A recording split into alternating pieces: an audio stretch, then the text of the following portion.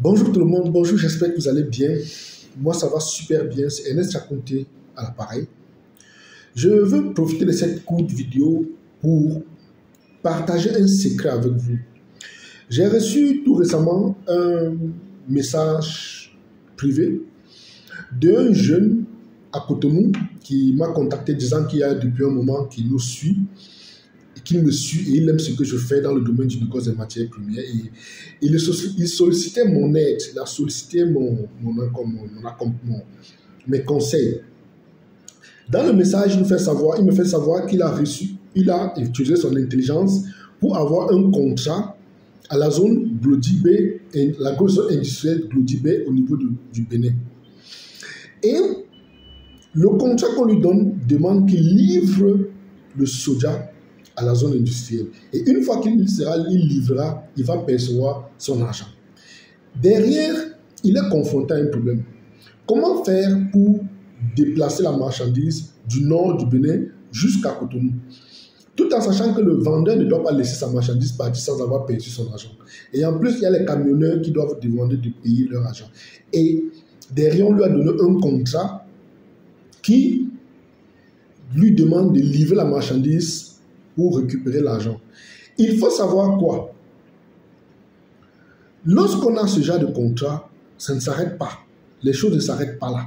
Il y a beaucoup de choses, il y a encore beaucoup d'éléments qui rentrent en arrière. Et c'est où il faut avoir assez d'expérience pour pouvoir mener à bout ce genre de contrat. Je vous le dis, pour moi, c'est extrêmement facile. C'est extrêmement facile ce genre de choses. Parce que lorsque tu as déjà le contrat, ça veut dire que tu as 50% du deal entre les mains. Il n'y a plus grand chose à faire.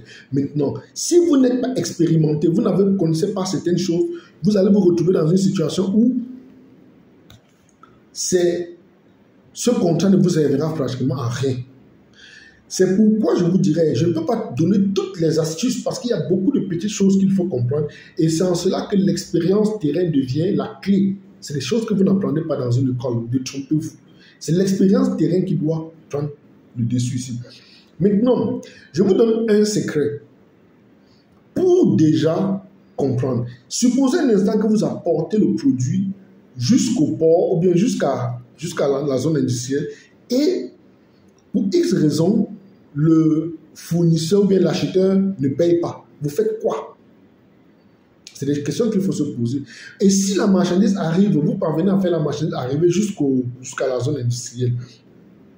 Et pour X raison, il retarde la réception de la marchandise. Vous faites quoi? Vous stockez les produits au port sous la pluie. C'est des choses qu'il faut comprendre. C'est pour dire que si vous ne connaissez pas ces petits éléments, vous allez vous retrouver dans une situation assez compliquée et assez complexe. Déjà, je vais dire un gros bravo à ces jeunes qui ont réussi à avoir un contrat parce que c'est la clé. Et probablement, comme ils le disent, ils ont les fournisseurs. Maintenant, c'est le transport de la marchandise. Il faut savoir que lorsque vous êtes face à ce genre de situation, arrangez-vous toujours et toujours à préserver le côté financier. Garantissez surtout que si la marchandise arrive, l'acheteur pourra payer. Et quelles sont les clauses? Vous devez d'abord demander la première chose. C'est que l'acheteur vous garantisse que si la marchandise arrive, il va vous payer dans un délai de 24 heures ouvrables. C'est un élément qu'il faut mettre dans le contrat. Et derrière, il faut en même temps sécuriser son contrat en faisant en sorte que si la marchandise arrive, qu'il ne soit pas capable d'aller directement de vous contourner. Et il faut savoir également que le fournisseur, l'acheteur, lui, lorsqu'il vous demande de venir avec la marchandise, c'est tout simplement parce qu'il veut sécuriser son argent. Il sait que transporter la marchandise du nord jusqu'à l'usine comporte des risques. Et il veut supporter ça, il veut déposer ces risques-là sur vous. Et c'est pourquoi vous devenez négociant. C'est en ce moment qu'il faut utiliser assez de ruses pour pouvoir, assurer ce risque management. Et lorsque la marchandise va arriver au port, ou bien la marchandise va arriver à Cotonou, qu'est-ce que vous devez faire? Il faut se rassurer qu'il pourra payer. Il faut se rassurer qu'il a assez de moyens disponibles pour pouvoir faire le paiement immédiatement pour ne pas vous retrouver dans une situation compliquée. Je vous donne une astuce pour pouvoir déjà sécuriser parce que C'est beaucoup plus complexe. Et c'est l'une des raisons pour lesquelles nous disons, venez à Singapour. Venez à Singapour, je vous donnerai tous ces secrets, je vous donnerai toutes les étapes, et puis ça devient un jeu d'enfant pour pouvoir résoudre. Maintenant, il existe plusieurs méthodes. Vous pouvez par exemple demander à l'acheteur de faire d'abord de garantir le paiement de la marchandise une fois que ça sera sur place. Vous lui demandez de faire par exemple un chèque avalisé, par exemple. Donc dès que la marchandise arrive, il paye et puis on désintéresse tout le monde. Maintenant, comment faire pour déplacer la marchandise sans avoir donné de l'argent aux acheteurs, parce que aux fournisseurs, je veux dire. Parce que probablement, on demande, je dis n'importe quoi, 100 camions. Comment vous allez pouvoir déplacer 100 camions sans fonds et faire la marchandise arriver jusqu'au port? Il y a des techniques extrêmement simples, extrêmement faciles et des choses que j'ai appris généralement en pratiquant. C'est l'une des raisons pour laquelle je vous dirais, donnons-nous rendez-vous à Singapour du 20 au 30 juin pour apprendre ce genre d'astuces, pour apprendre ce genre de secrets. Et c'est avec ces petits secrets que les autres nous gagnent. C'est avec ces petits secrets que les autres nous battent. Parce que le jeune béninois, ne sachant pas comment faire, un Libanais, Indien, Pakistanais, Français viendra livrer sans avoir besoin d'argent. Le négociant, je veux dire, de cette temps, le feront sans avoir besoin d'argent parce qu'il a le secret. Et les secrets là, c'est des secrets que moi je détiens.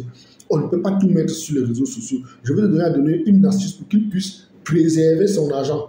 Maintenant, comment faire quitter la marchandise sans avoir à payer? Parce que c'est où réside le problème. Il y a des techniques qu'on met sur pied pour que la marchandise quitte, ça arrive à destination sans que vous ne dépensiez. Même le fournisseur ne reçoit pas le cash. Il y a des mécanismes. C'est pourquoi je vous donner rendez-vous à Singapour du 20 au 30 juin 2023 pour apprendre tous ces secrets, toutes ces astuces. Et c'est où le rôle du négociant existe véritablement. Il ne suffit pas de dire que j'ai vu la marchandise, voici ça. Non, non, non. Il faut connaître un peu plus que l'acheteur et un peu plus que le vendeur. Parfois, connaître beaucoup plus que le banquier même. Donc, c'est ce que je voulais vous dire. Merci d'avoir aimé. Merci d'avoir été là. Je reste disponible pour ce genre de questions. Et connectons-nous. Je prendrai pour le soin de répondre à ces jeunes e-box. Je ne peux pas toujours tout dire sur Internet. Et pour ceux qui veulent se retrouver avec nous du côté de Singapour, vous pouvez nous joindre au plus 237 6 98 68 45 97.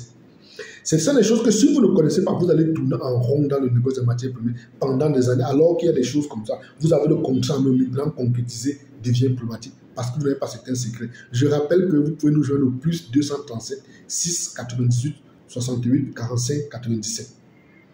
Je vous aime. À bientôt. À la fin.